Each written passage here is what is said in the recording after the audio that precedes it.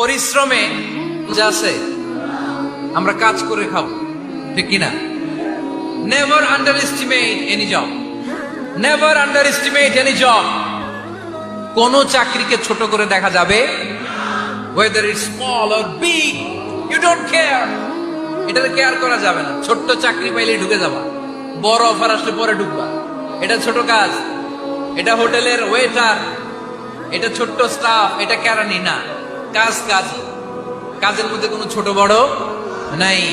খেটে খাওয়া মানুষকে বিশ্বনবী অনেক সম্মান করতেন। বিষ্ণু ইসলাম খেটে খাওয়া মানুষদেরকে এত ভালোবাসতেন, বিদায় হজের মতো এত গুরুত্বপূর্ণ ভাষণও এই মেহনতি মানুষদের কথা বাদ যায় না। সুবহানাল্লাহ পড়বেন না? আপনারা যারা ব্যবসা করেন, এটা সাধারণ বিষয় নয়। বিষ্ণু ইসলাম নিজেও ব্যবসায়ী ছিলেন। ওনার জীবনের প্রথমে তিনি খাদিজা রাদিয়াল্লাহু তাআলা আনহার ব্যবসার স্টাফ হয়ে কাজ শুরু করেছেন।